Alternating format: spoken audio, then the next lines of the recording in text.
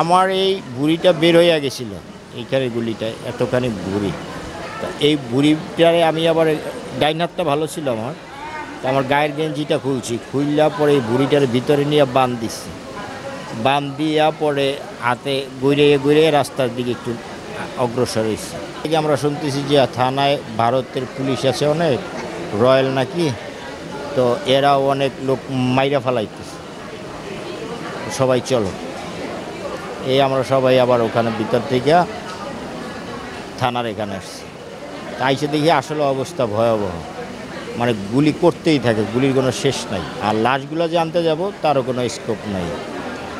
এক পর্যায়ে আমরা ওই যে ভার্সিটির সামনে দাঁড়াইলাম, দাঁড়ানোর পরে আর ওরা কী করছে, ওই পাশে থানা থুয়া প্রজেক্টের এই পাশের রোড দিয়ে বের হইয়া আসছে, রাস্তায় বের হইয়া এলোপাতারি গুলি শুরু করছে সমানে, মানে কে ভালো কে এমনি নামছে কি আশায় বিষয়ে কোনো কথা নাই, সমানে গুলি।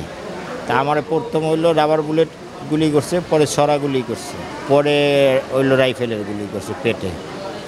এরকম সবাই অসংখ্য মানুষের গুলি কইরা তারপরে প্রাইভেট কার নিয়ে চলে গেছে। আমি আসছিলাম ওই যে রাস্তায়, তো ওখানে ওই যে আইসা গুলি করে দিচ্ছে। প্রথম করছে রাবার বুলেট এই যে হাতটার এখানে, পরে ছড়া গুলিটা করছে, পরে করছে হইলো রাইফেলের গুলিটা। পরে একটা সিএনজি আসছে, আর দুইটা লোক আমাদের এই আন্দোলনের লোক ছিল, ওরা ভালো ছিল, ইনজুরি হয় নাই, ওরা আমাদের নিয়ে আসছে। এখন এমনই ফুরফুরে মনে থাকবে সবাই। বসুন্ধরা টয়লেট্রিজ, ফুরফুরে মন সারাক্ষণ। ওইদিন হচ্ছে আমার যতদিনে আন্দোলন ছিল, ছাত্র আন্দোলনে আমরা প্রতিটা আন্দোলনে এসেছি, এবং সেদিন বরাবর মতো আমরা ওই দিন সায়েন্স ল্যাবে আসি। তো সায়েন্স ল্যাবের থেকে আসার পথে আপনার পলাশিতে আপনার কিছু লোকজন ছিল, প্রায় 200 থেকে 250 লোক। এরা জয় বাংলা স্লোগান দিতে দিতে আসতেছিল। তো আমরা রিক্সায় 3 জন ছিলাম, আমাদের মাথায় লাল কাপড় বাঁধা ছিল।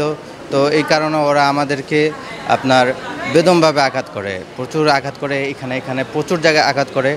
আমাদের এক পর্যায়ে নিচে পড়ে যায়। এরপরে কোনোরকমভাবে পাশের একটা কলোনি ছিল পলাশির, ওই কলোনি থেকে একটা ভাই আমাকে উদ্ধার করে নিয়ে ঢাকা মেডিকেলে ভর্তি করে। তো ওই দিন মোটামুটি আমাদেরকে ব্যান্ডেজ করে দেয়। এরপর আমাদেরকে আমাদের বন্ধুর সাহায্যে আমাদেরকে এক বাসায় রাখা হয়। পরবর্তীতে 3 দিন অসুস্থ ছিলাম, এরপরে বাসায় আমাদেরকে নিয়ে যাওয়া হয়।